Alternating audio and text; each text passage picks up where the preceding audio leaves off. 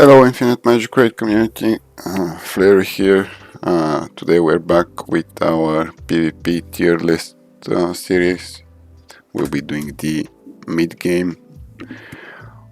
That's kind of a general term because mid-game can be anything from like 3 months up to even a year and something. It's different for everybody. Some low spenders or completely free-to-play players would probably enter their mid-game around 6 to 7 months, depending on how fast and what they have gotten as heroes initially.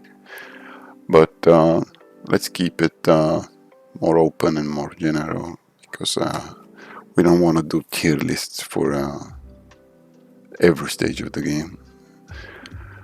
Now we are back with the same heroes from the previous video. I don't really want to include more, just to keep it simple. I think I'm just gonna start this off a little faster than previously. So we have Lydia Santa there. Now Santa or Nicholas, he starts to fall off right at the end of the mid-game PvP. He could be really good in a seal and then a Sindhu comp for that permafreeze that you get. So I'm gonna keep him as S plus tier because that's even an endgame comp that works. Panda, obviously S plus tier. He's really nice with some good speed and exclusives. Can cut cleaves. Nilwa, I would actually rank her S plus now, because in the mid game I expect you to have your eyes already saved and have enough to start investing in some PvP heroes, of course if that's your focus. Now Set here falls off in the mid game because he's really not that great anymore. Maybe with exclusives he can be good in a tank team because he gives Tenacity up and the shield passively at the start of the game, so that's something to soak some damage off. Focus, he's starting to fall off too, because now you start facing more Wukongs and more Pandas, and your double turn Nita is really going to struggle. And Focus is really only good with her. Well, not only with her, but mostly with her, because a double turn Melkio is not gonna do much. The idea with Melkio is to do a single turn kill, so to say, and yeah. Tuck, similar to Set, he's falling off here. Wukong, S plus tier. Not much to say about him, he's just a broken ass unit. Quinlan is really not that great. Morikes, I would say she starts shining in mid game because people are starting to run different things in their 3v3 teams, like for example Melkio or Jingle Bell, or yeah, things like that. So Nita is falling off the meta, so to say. Willa, she can be an S plus tier, even if you don't have poisoners. She can cut double turners like Popper and Bunny and hypnotize them, which can be a great way to win the speed battle, or at least stop the cleave from executing your tank team. So I would say about here, about an S tier, and obviously for 3v3 she can work really well with that poison team.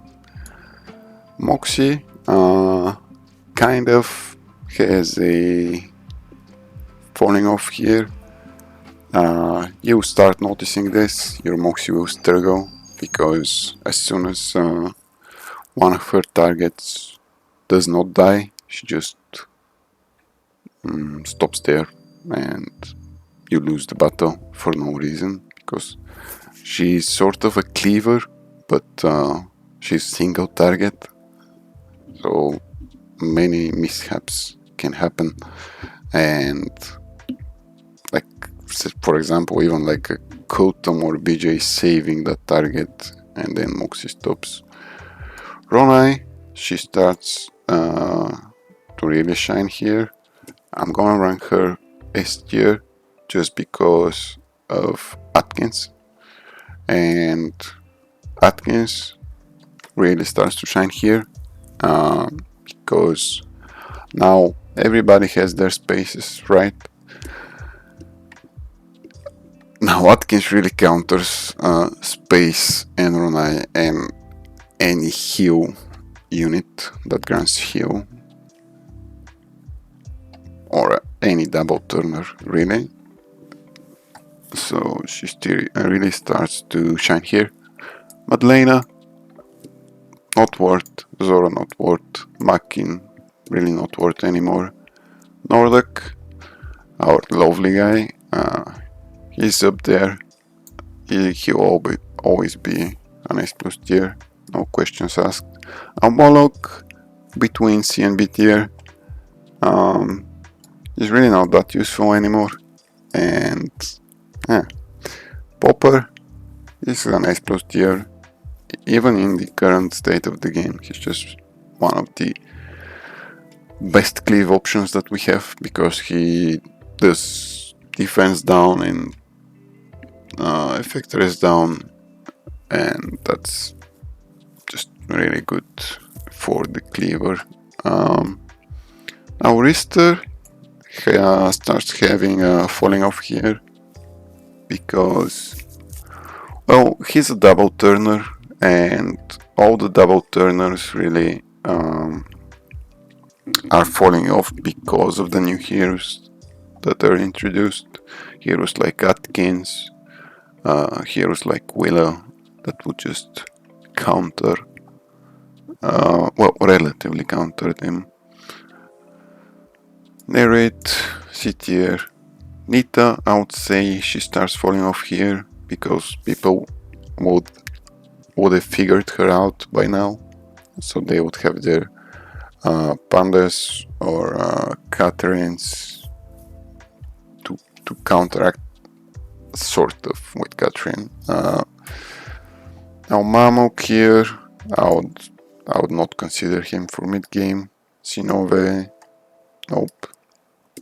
Now here is where Melchior starts shining, because he's like one of the few options for free-to-play players to deal with an exclusive 3 Wukong. You basically stack him with attack crit damage and devour sets, and you don't even need speed on him. Then Popper for the defense down. That's really amazing for Melchior. Also Melchior for his S2 needs a debuff on the targets to get that extra damage bonus on his S2. He works really great with Rister as well, because Rister grants bonus attack, bonus crit damage on his exclusive 3, and he also does dev down, similar to Popper, and an AoE stun. I don't like the AoE stun, as it would proc the panda, and then Melchior would do 0 damage. Well, not 0, but close to 0. So in that regard, we prefer Lydia here for her S2 attack up, and most people, and you should do that as well, run CV aura on her, Combat Vanguard aura, which applies a debuff that makes the targets take more damage. That's really big for Melchior. And now with Melchior,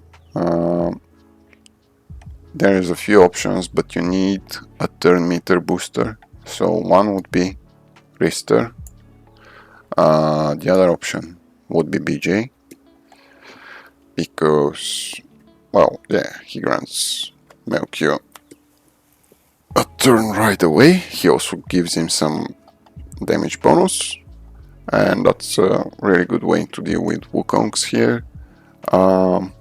Now, if you run BJ, I would advise you to also run Alec or Johnny in that team. This essentially would make this team freeze resistant, let's say, because when Lydia goes first, Popper would always act twice, so you can start with S2 on Popper, which gives the effect rest down, so you can then also the strip, and you can easily apply the tenacity down, and it would also he would also cleanse himself from any crowd control. And Lydia, she would act first, so she doesn't really care if there is an enemy in a seal. Well, she needs to be faster, obviously, but your Lydia should be faster than the enemy in a seal. And now BJ is freeze immune, and Alec or Johnny would eat debuffs from your highest attack unit. So essentially we make a good comp that counters the seal, and it counters that counters Wukong, and that counters Nazio. Now, Rumble, specifically for War of Thrones, he's, in my opinion, an S+ tier. With the sacrifice death buff, he's just that good because he's freeze. Well, first of all, it's really easy to get effect hit on him, because you just go with effect hit set with effect hit substats, and that's what you focus on. Really easy to get from Gwyneth. Now that we have Erato, Gwyneth is really easy to farm. You don't need levels on him, you just need exclusive 3, and his freeze when he dies does not act as a turn, so even like Nilua wouldn't counteract it, so the enemy team would be frozen nonetheless. Okay, Margarita, really not that great. Now here is where Zhongming, I think we did rate him as tier last time in the early game PvP. I'm keeping him here, he's really a good alternative that we have. Now Donald is something that starts to pick up in the more late game, but if, say, you've been managing to clear AC from the start of the game and somehow managed to get him exclusive 5, I would say he's between S and S+ tier, because he can single-handedly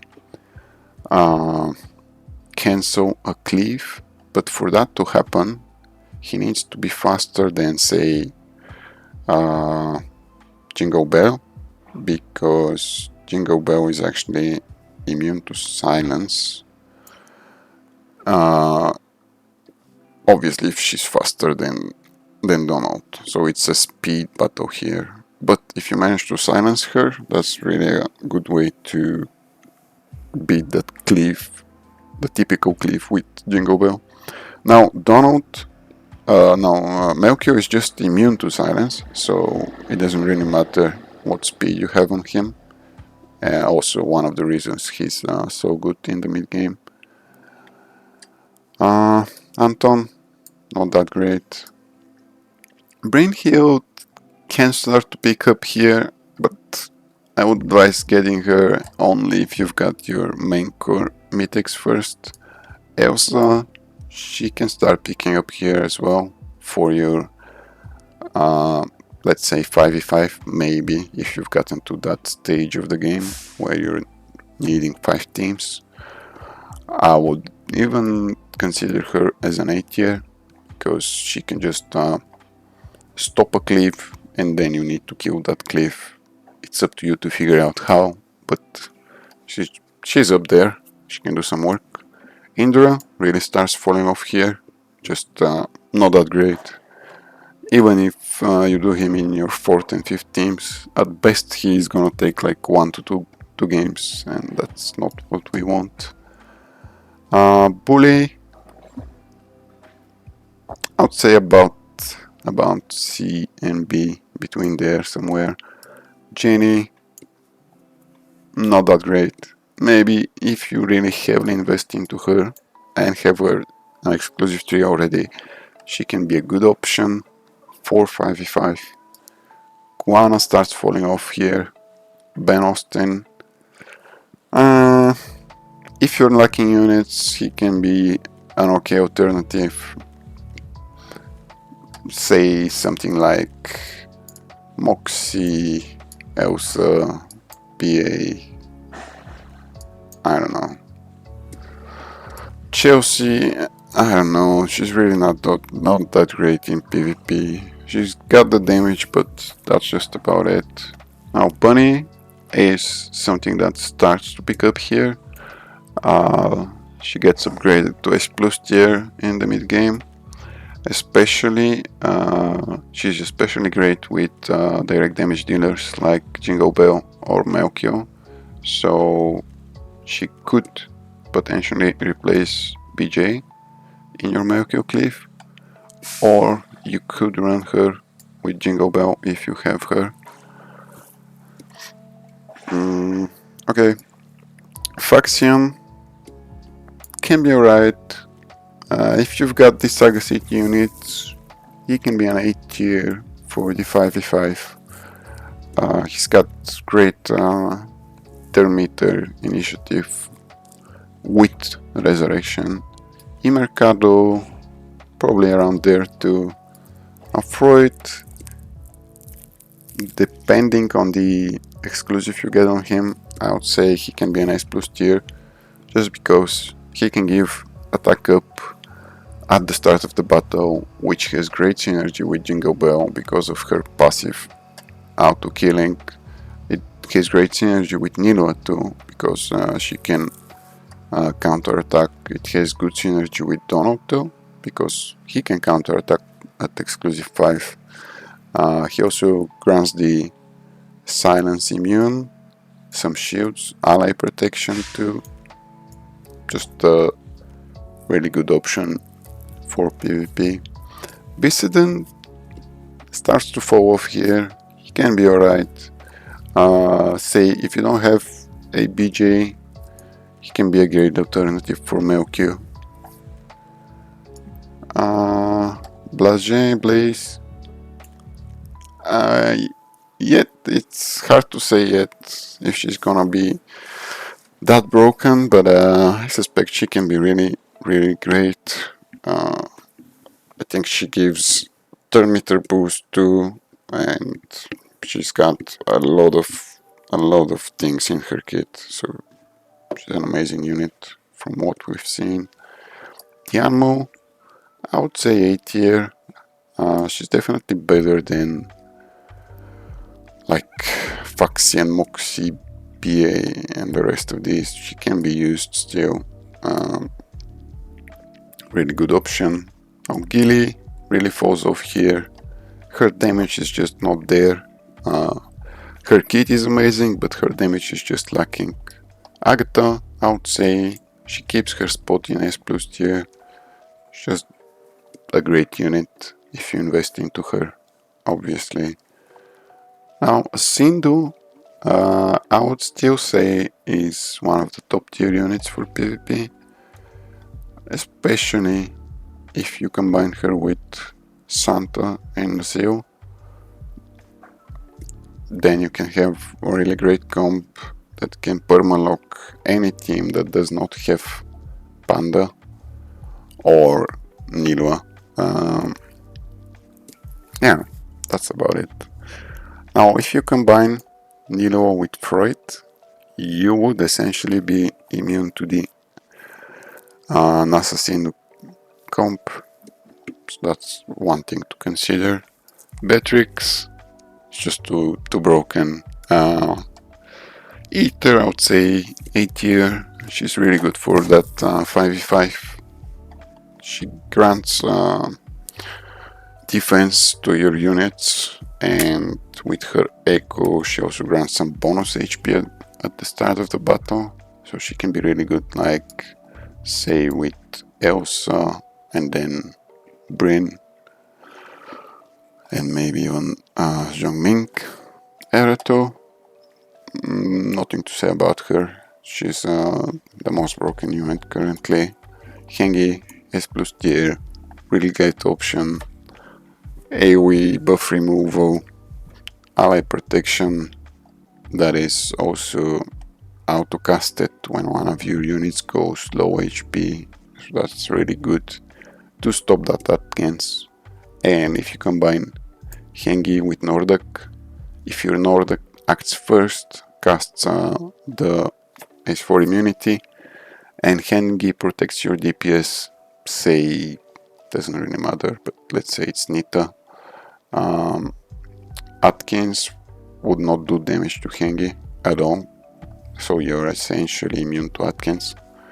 Okay, Catherine is where she starts to fall off. I would say probably between here and here. She is really awkward to play with because you cannot play her in a cleave as a cleanser, because your cleave units like Space Rister, Nita for example, would act before her and she's not gonna be able to cleanse them. In a tank team you have better options, and she can be an okay alternative for a tank team if you don't have Panda, but I wouldn't consider her that great anymore. She's good, but yeah, she's lacking. Now Kotum starts to fall off, same way Bicilin does. She can be alright for 5v5, probably about here, maybe slightly better than the rest of them between A and B tier. Jewel, not that great. I've tried him with good gear, good stats, good Horrify hit. It's just not there. Not enough damage. The Horrify is 2 RNG. Even if you land it, it just has a 50% chance of cancelling the unit's turn, and it's not that good. Lele, I'd say about here too. So yeah, not that great really. And yeah, that about covers it.